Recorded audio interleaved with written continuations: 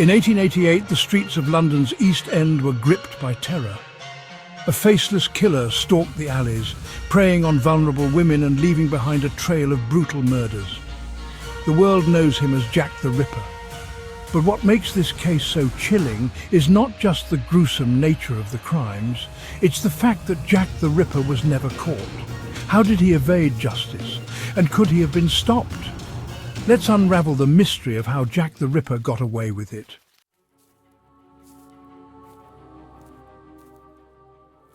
To understand how Jack the Ripper escaped capture, we need to set the stage. In the late 19th century, Whitechapel was a densely populated and impoverished area of London. Overcrowding, poverty and crime were rampant, and the streets were poorly lit and labyrinthine.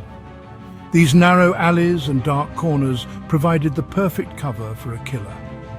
Combine that with a transient population of dock workers, labourers and immigrants, and you had a neighbourhood where people came and went unnoticed.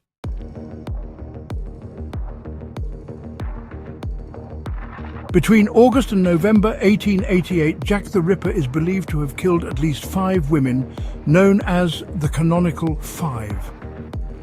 These victims were all prostitutes who worked in the dark streets of Whitechapel. The killings were brutal, involving throat slashing and mutilation, which shocked even the most hardened detectives. Jack's method was both savage and calculated. He struck quickly, likely within minutes, and disappeared before anyone could catch him. There was no pattern to his timing, making it nearly impossible for the police to predict his next move.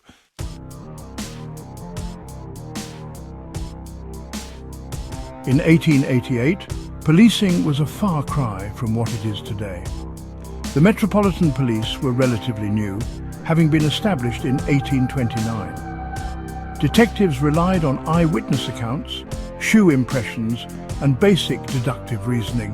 Forensics as we know it, fingerprinting, DNA analysis, didn't exist.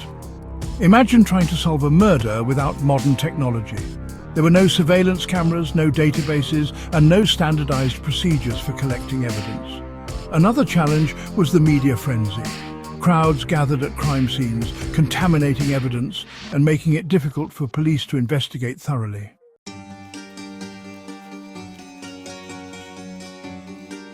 Jack the Ripper's crimes were some of the first to receive extensive media coverage. Newspapers sensationalized the murders, dubbing the killer Jack the Ripper after receiving a taunting letter, which may or may not have been written by the real murderer. The media's obsession with the case turned it into a public spectacle. False leads and hoaxes flooded the police, diverting resources and creating confusion. The press also painted a lurid picture of Whitechapel as a den of vice and crime, which reinforced stereotypes and made it harder for the police to narrow down suspects.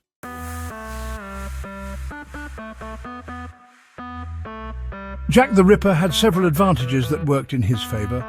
First, his victims lived on the fringes of society. Prostitution was both illegal and stigmatised, so these women were often overlooked by law enforcement until it was too late. Second, the killer likely had some knowledge of anatomy. The precision of the mutilations led some to speculate that he was a doctor, butcher, or someone with surgical training. Finally, the chaotic nature of Whitechapel itself worked in his favour. The area was full of hiding places, and the transient population made it easy for him to blend in.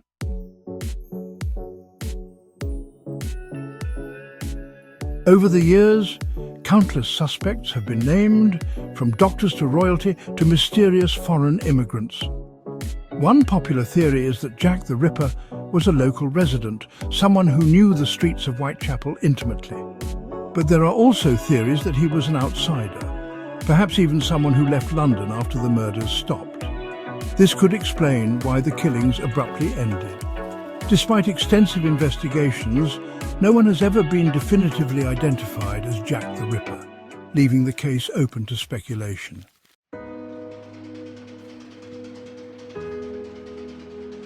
If the Ripper's crimes happened today, could he be caught? Advances in DNA technology, surveillance and criminal profiling might have given investigators a fighting chance. In fact, modern researchers have re-examined old evidence, but the results remain inconclusive.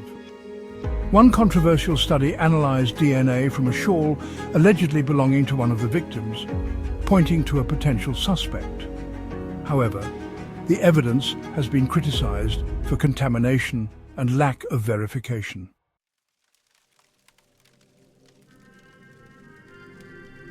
So how did Jack the Ripper get away with it? He exploited the chaos of his environment, the limitations of 19th century policing, and the sensationalism of the media. Over a century later, his identity remains one of history's greatest unsolved mysteries. Maybe that's what makes this case so enduring. It's not just about the crimes, but about how they reflect the society of the time and the gaps in our understanding. What do you think?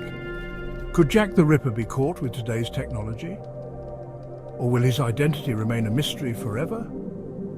Let us know in the comments below. And don't forget to like, share, and subscribe for more deep dives into history's most chilling mysteries.